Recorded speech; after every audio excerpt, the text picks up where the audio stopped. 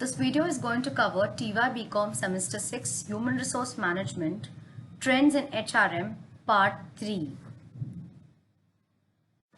This is the disclaimer.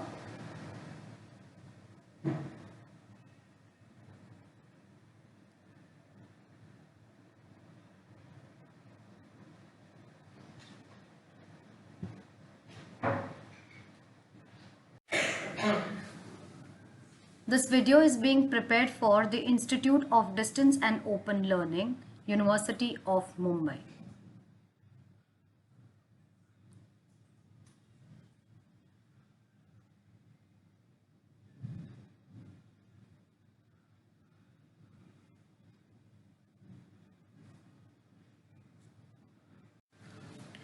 We would be covering the challenges in HRM, employee empowerment, workforce diversity, attrition, downsizing, employee absenteeism, work-life balance, sexual harassment at work, domestic and international HR practices, and millennial, that is Generation Y, competency mapping. What is workforce diversity? Workforce diversity refers to the presence of individuals from various backgrounds, cultures, genders, races, ethnicities, ages, abilities, and other dimensions of diversity within an organization. Embracing and effectively managing workforce diversity is very important for creating an inclusive and innovative workplace. Here's an overview of the concept and strategies for managing diversity. But before we get there, we need to understand what are the components of managing workforce diversity and why it is a challenge. It is a challenge because we have more women joining the workforce, younger employees with good education. The workforce mobility is increasing. Technology has seeped in a way that youngsters are more tech savvy. Workforce is becoming more cosmopolitan, especially in cities like Mumbai, and now percolating to Bangalore and Pune too. The proportion of minorities in the workforce is increasing. Employees put their personal goals ahead as against the entire organization. So how do you manage workforce diversity? So first and foremost, you have to understand the benefits of managing workforce diversity, as managing workforce diversity is going to definitely develop a good understanding and a good work culture in the organization. It fosters an inclusive culture. It ensures diversified recruitment and hiring. It enables to implement diversity in training and education too. It helps to establish employee resource groups, provides diversity, mentoring and sponsorship, enables to review policies and procedure. It encourages diversity in leadership and managerial abilities. It supports diversity initiatives and measures and monitors progress. Forming committees or teams with members is one of members belonging to various categories is one of the way that workforce diversity can be managed. Companies can organize informal get-togethers, organize cultural activities, celebrate different festivals belonging to different religions, can create one for all treatment. The canteen menu can have all dishes across India. All these aspects can reduce internal politics and promote fairness amongst the employees.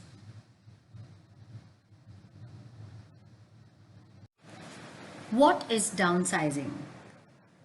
Downsizing is basically cutting labor costs and to become more flexible to the demands of the marketplace. Downsizing refers to planned elimination of positions or jobs. Companies have to restructure themselves depending on their needs.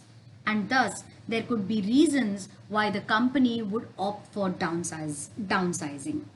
The reasons why the company would downsize could be corporate restructuring. So today the companies often go for corporate restructuring, that is reorganizing the company. This enables the company to make best use of its resources and give maximum return on investment. Thus, businesses undertake organizational restructuring by reducing the levels of management. And one of the ways is downsizing. Another reason for downsizing, the cause of downsizing could be increasing competition. Increasing competition implies that companies feel that if their employees are not competent enough in the market, they have to resort to cost cutting. As a result, they reduce the positions of the staff and cut costs. One more reason could be recession. Recession refers to decline in the demand in the market. During recession, companies have to face very difficult times to survive, and thus the companies have to curb expenses and downsize employees. Technological developments, and today especially the development of artificial intelligence, has forced companies to opt for downsizing. The technological developments of information technology definitely has its own advantages, but it has certain limitations. The number of jobs of people have to be reduced, and that is why company resort to downsizing.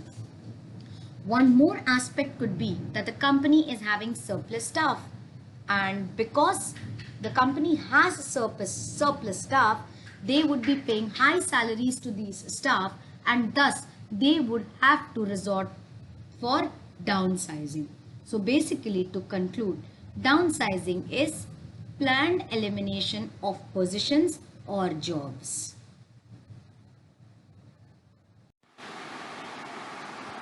Sexual harassment at workplace. Sexual harassment at workplace is becoming one of the biggest challenge before managers in India. There could be genuine cases of sexual harassment, but at times there could be also false cases. Some of the employers are in a dilemma.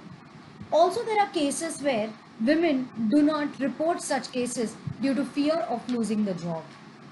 To prevent all this, there is an act that is prevalent, and this act prohibits sexual harassment of women at workplace. What is termed as sexual harassment? Physical contact and advances, a demand or request for sexual favors, making sexually colored remarks, showing pornography, or any other unwelcome physical, verbal or non-verbal conduct of sexual nature. The Sexual Harassment of Women at Workplace Act 2013 is a legislative act in India that seeks to protect women from sexual harassment at their workplace. This statute superseded the Vishakha Guidelines for Prevention of Sexual Harassment introduced by the Supreme Court of India. However, most Indian employers have not yet implemented the law despite the legal requirement that any workplace with more than 10 employees need to implement it. The main features of the Act include: the Act defines sexual harassment at workplace and creates a mechanism for redressal of complaints. The definition of aggrieved woman who will get protection under the Act is extremely wide to cover all women irrespective of her age or employment status in any of the sectors. The committee is required to complete the inquiry within a period of 90 days. On completion of the inquiry, the report will be sent to the employer or the district officer as the case may be. They are mandated to take action on the report within 60 days. Every employer is required to constitute an ICC, which is an internal complaints committee, at the office or at the branch. with 10 employees or more. The district officer is required to constitute a local complaints committee at each district. The complaints committee have the power of civil courts for gathering evidence. Penalties have been prescribed for employers. Non-compliance shall be punishable with a fine of up to 50,000, and repetitive crime or violation would lead to higher penalties, even amounting to cancellation of registration. Let us now move on to attrition. What is attrition? Attrition refers to the process of employees leaving an organization voluntarily or involuntarily. Managing attrition involves implementing strategies and practices to minimize the negative impact of employee turnover and maintain a stable and productive workforce. Here are some key points to consider when it comes to attrition and managing it effectively. First of all, understand the causes. Identify the underlying reasons as to why this attrition is happening in the organization. So basically, why employees are leaving the organization needs to be identified. The common causes include maybe the employee would be lacking career opportunities. There could be poor work-life balance. He may not be happy with the compensation. There could be a negative work environment. Okay. Therefore, companies can conduct exit interviews and employee surveys to gather feedback. The company can resort to improving employee engagement. Engaged employees are more likely to stay with an organization. You should foster a work culture that promotes open communication, recognition, and opportunities for growth and development. Another way of managing attrition could be offering competitive compensation and benefits. Reviewing the compensation packages definitely ensure that you as a company would be competitive with those in the industry and region. Generally, employees are not usually happy with their salaries and benefits, and thus it becomes a challenge to retain top talent. Thus, the company must consider to provide perks, wellness programs, opportunities to work from home to enhance employee satisfaction. The companies should focus on employee development.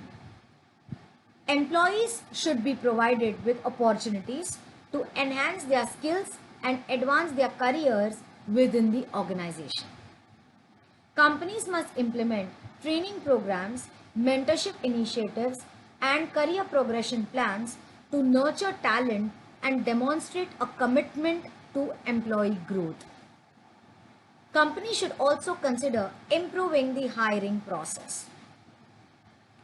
A strong hiring process that aligns the right candidates with suitable roles can reduce attrition.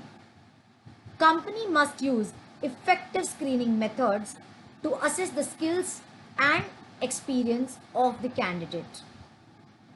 They must ensure that candidates have a clear understanding of job expectations. Company can also enhance management practices. They must train managers on effective leadership and communication skills and promote a leadership style that values employee well-being and development. Companies should ensure to foster work-life balance.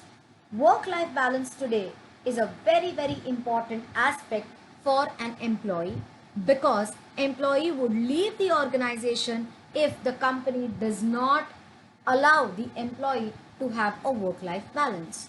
Therefore, the company must strive to create a healthy work-life balance for the employees. It must encourage breaks, vacations, flexible work arrangements.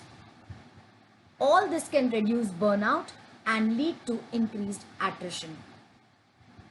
Conduct stay interviews. Stay interviews are similar to exit interviews. They involve gathering feedback from current employees to understand their motivation, job satisfaction, and areas of improvement. Stay interviews allows the company to proactively address issues and make adjustments to retain valuable employees. Company must monitor and track attrition. The company must keep a close eye on attrition rates and patterns within the organization. The company must analyze data and trends to identify departments or positions with higher turnover rates. This information can guide targeted intervention and reduce attrition in specific areas. The company must understand that it is not that only feedback must be received, but the feedback must be acted upon. Regularly communicating organizational changes provides and updates on addressed issues demonstrates value to the employees. This helps to build trust and confidence and manage attrition effectively. The company must definitely consider all these points as they will create a positive impact in the organization's productivity, employee morale, and all this would lead to low attrition and overall success of the organization.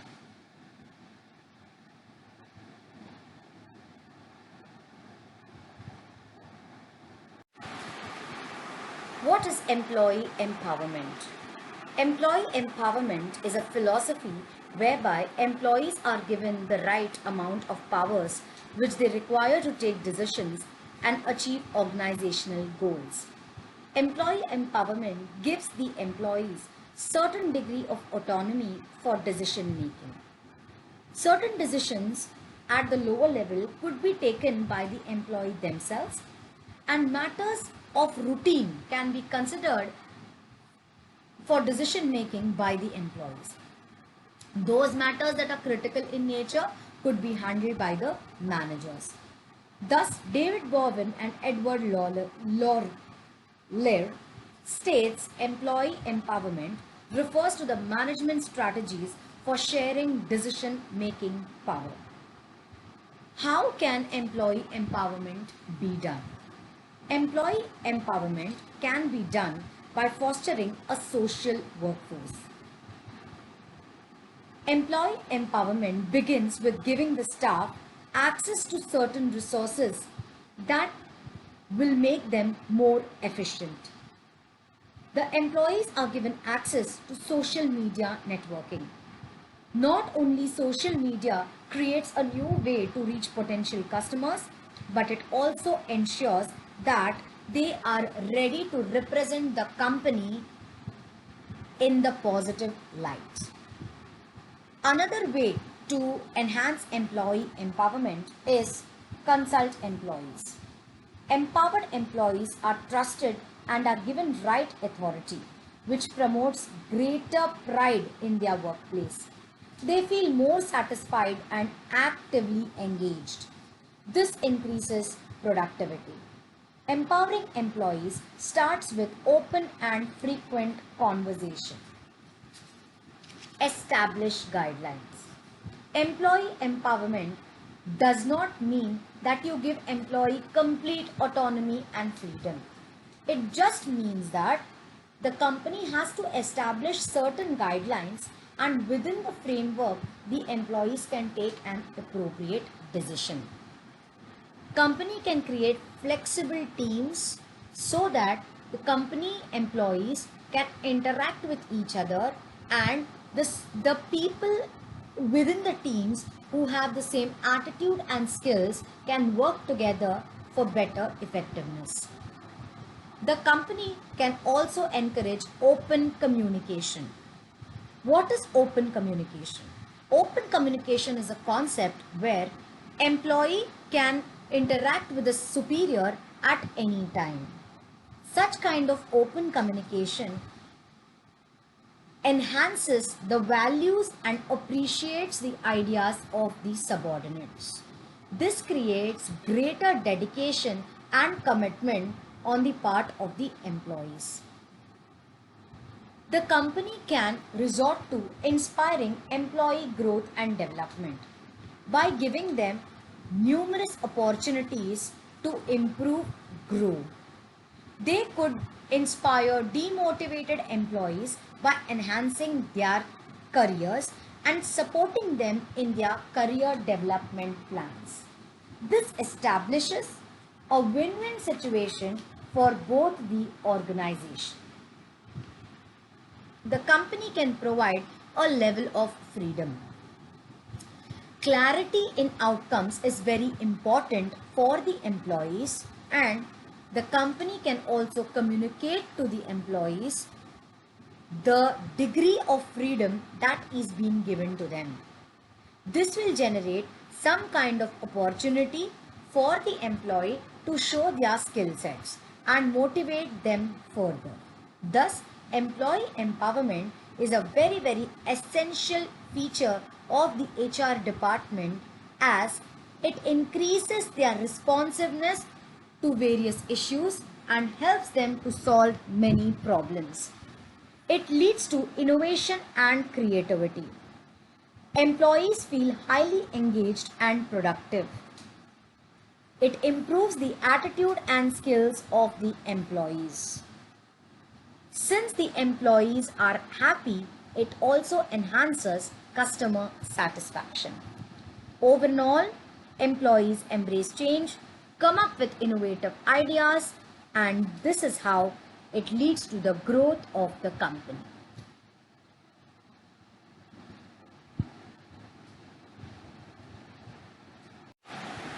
What is absenteeism? Absenteeism takes place when employees remain absent without prior permission from their superiors. Excessive absenteeism definitely disturbs the entire working of an organization. What could be the common causes of absenteeism? One of the major reasons of absenteeism could be addiction. Addiction to alcohol, tobacco, drugs. All these addictions increase absenteeism amongst the employees. They fall sick and eventually do not report to work. The second reason is burnouts.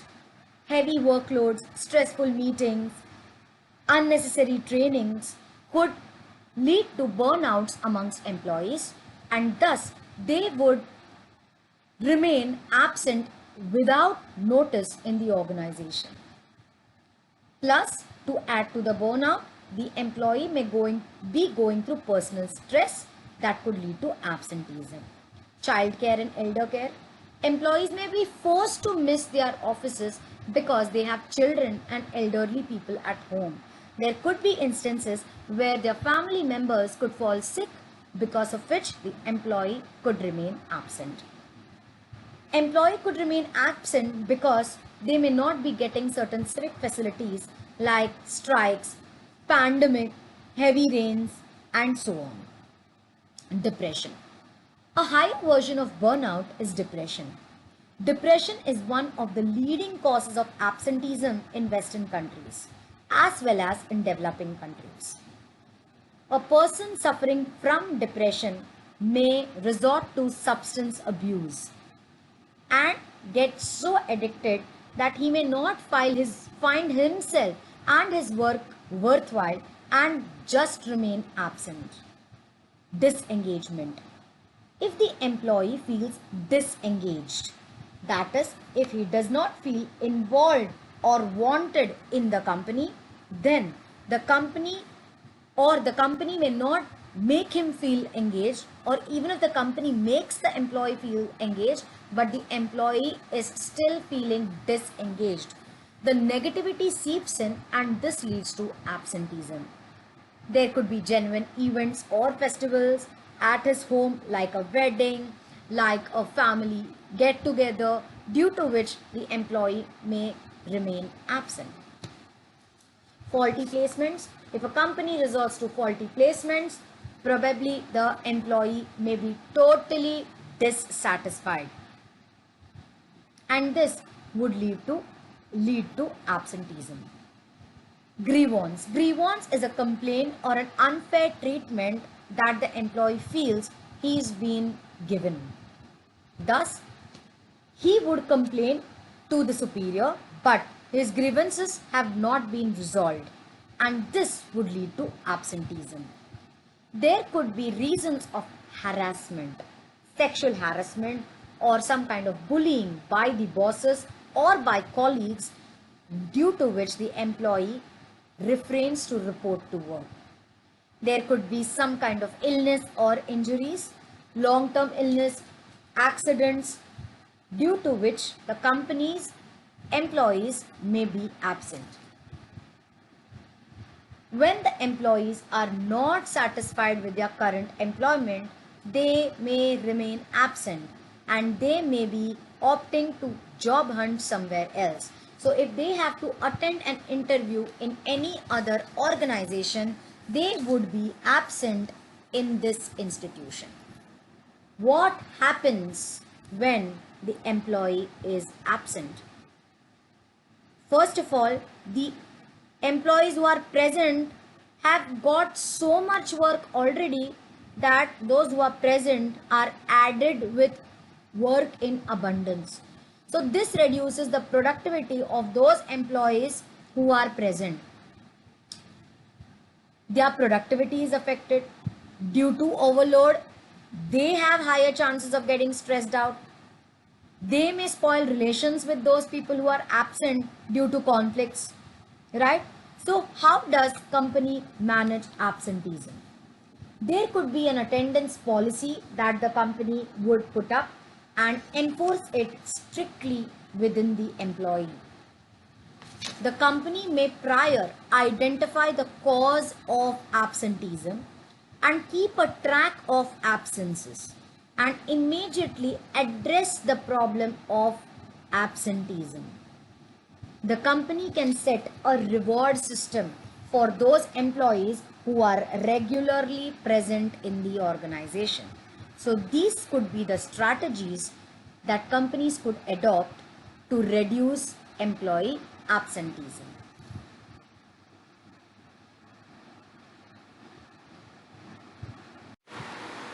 Work-life balance forms one of the most important aspects to take care of the mental health of the employees. Today, it is a very, very common aspect. Companies do look at this as one of the most important options to be given to their employees, apart from a very, very huge compensation package.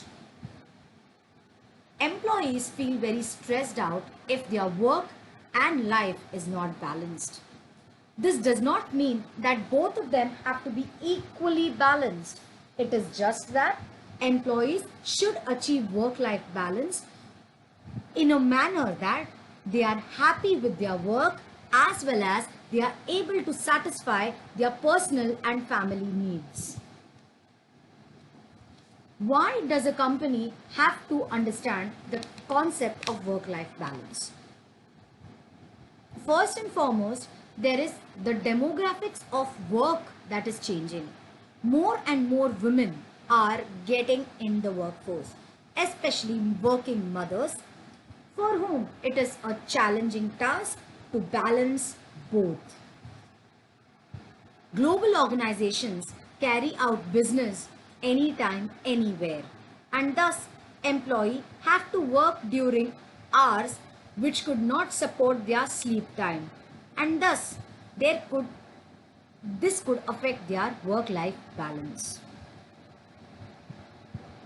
Therefore, work-life balance is a very, very important strategy so that the companies can retain talented employees. The companies can work out two programs to maintain work-life balance. One is the flexible work options and second is the support programs. Under flexible work options, the company has to think that the employee should be getting flexible time. Flexible time is where the employee can find out his own time above, over and above that time where he's physically present in the organization. Flexi time is a system whereby employees may work with flexible start and finishing time, but they have to complete their work, right? This gives a chance to the employees to choose their start time and end time. This reduces absenteeism and, and increases employee engagement. Second thing is part-time employment. Part-time workers have been in the workforce for a long time, but recently permanent part-time employment has been considered as a serious option for working parents. Permanent part-time employment could be a very good solution considering the cost and from the employee side to create an effective work-life balance. Part-time employment could be given to students. Part-time employment could be given to working mothers. This is how both these categories could manage their work as well as home. The next flexi work option is telecommuting. Telecommuting places emphasis on remote working rather than insisting the employee to be physically present. A lot of IT companies like TCS adopt this kind of work system. This reduces the cost of the company and investment in a workplace, and employee can work from anywhere anytime. However, today it is difficult also for the employee to work from home because he is expected to do both the work simultaneously. Job sharing. Job sharing is a voluntary work arrangement in which two people share responsibility for one full-time position. Each partner, each person has a permanent part-time post and they split their pay, hours, holidays and benefits between themselves. Compressed work week. If the employees have to work for 6 hours, 6 days, 40 hours, this could be compressed in a 4-day week working, but the hours could be in such a way that the 40 hours are compensated in the 4 days. That means we are not reducing the hours of work, but we are reducing the days of work. So these could be the flexible work options given to the employees. US is a country which totally believes in flexible work options and having compulsory weekend holidays. In India also the system is being adopted. Further, now we can think of reducing the 5-day work into a 4-day work pattern without compromising on the hours. Companies can also undertake support programs for providing work-life balance. This could be counseling services. Counseling services means giving employee assistance to strike a balance between work and family lives. Counselors can be given to the employees where the employees could explain their family issues, mental health issues, and these issues could be resolved by professional counseling. Mentoring. Mentoring is another support program that could be given by a mentor that is an experienced person to a youngster. Mentoring could focus on both areas related to career as well as personal. Mentoring ensures that employees are aware of their mentors' experiences and they consider them as their role model. Crash facilities. This is one of the facilities that Tata Group of companies provide. A crash is set up for the mothers who can bring their children to their workplace and they can help their children to set them in the daycare. They can work and take their children along to their home once they finish their work. Another work-life balance support program could include health and wellness programs like yoga, meditation, stress management, time management. Today, a lot of MNCs opt for sabbaticals for career break. What are sabbaticals? Sabbaticals are long leaves where the employees will be paid. For example, in a calendar year, the employee is supposed to take around 15 days of compulsory holiday, which is called as a sabbatical, and this is taken so that the employee can be at peace when he is at sabbatical and come back with entire confidence and enthusiasm. Thus, the company can use all these options to maintain an effective work-life balance of their employees, thereby increasing their productivity and leading to success of the organization.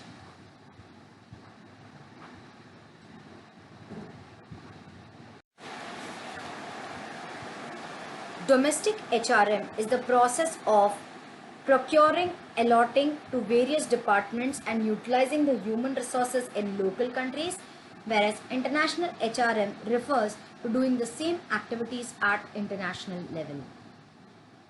Nations involved in international HRM, they belong to a lot of countries, whereas in domestic it is belonging to one nation only. Let's say for India, India's HRM is domestic, whereas international means the company is engaging its activities in a number of countries. Scope of activities: international HRM has a broader scope and range rather than domestic HRM, definitely, because it deals with international accounting standards, foreign currencies, exchange rates, whereas domestic HRM is concerned with managing a narrow activity list related to HRM at the national front. International HRM has to deal with more external factors than domestic HRM. For example, the government regulation, the staffing pattern, the rules and regulations in terms of government is different in terms of international HRM and in terms of domestic HRM. In domestic HRM, there are no external influences. HR systems. Human resource managers working in an international environment face the problem of addressing HR issues of employees belonging to more than one nationality. International HRM may have to manage employees from multiple nations, whereas HR managers in domestic environment have to deal with employees belonging to a single country. Next is personal issues of employees. In international HRM, it requires greater involvement in the personal life of employees because the employee at the end is posted to a different country which is new to the employee. HR manager needs to understand the employee readiness in terms of international HRM, whereas the same aspect is a little condensed in India or in domestic HR. Exposure to risk: definitely international HRM has much more risk than domestic HR. Payments and facilities: undoubtedly, the payments and facilities in international HRM are quite high as compared to domestic HRM because the standards of international facilities is quite high as compared to our country. Tenure of employment: Western countries have different terms and conditions, domestic countries have different terms and conditions. Employment internationally could have a specific limited tenure, whereas domestic HRM could have a longer tenure. Ideally, nothing is good or bad. It depends from company to company and the choice of employees.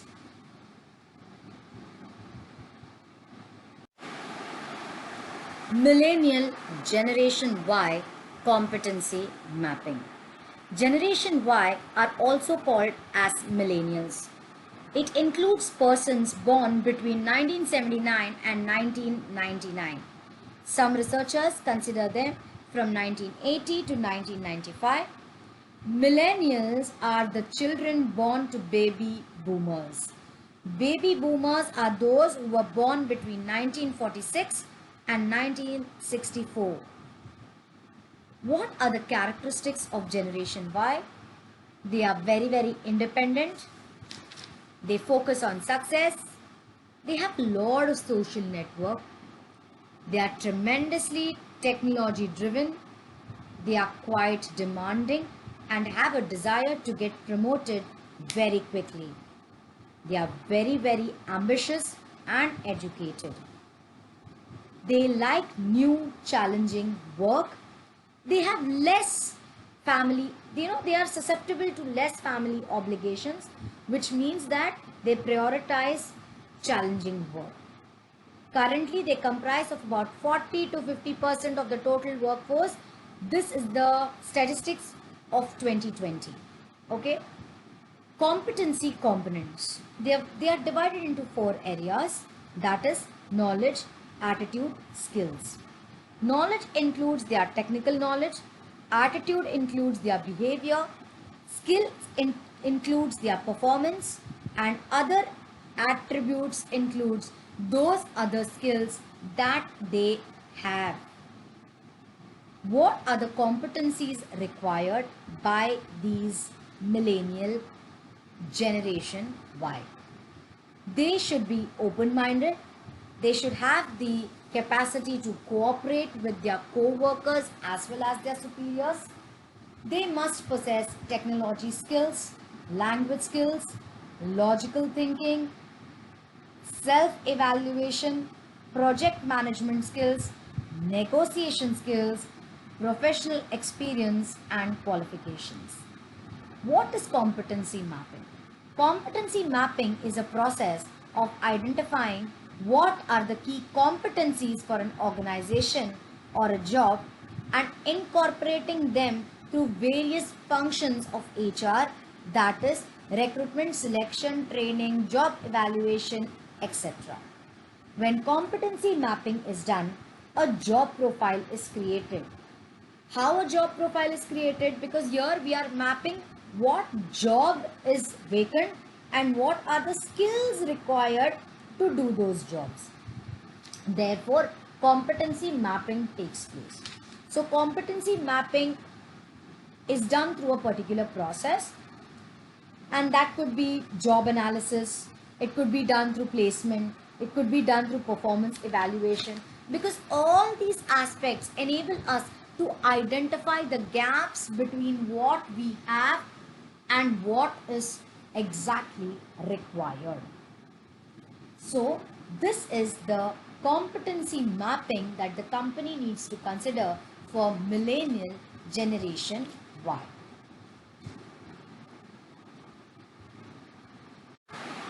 Overall, we have covered quite a lot of conceptual topics in this video. We have covered employee empowerment, workforce diversity, attrition, downsizing, employee absenteeism, work-life balance, sexual harassment at workplace, domestic and international HR practices, and competency mapping of the millennial, that is Generation Y.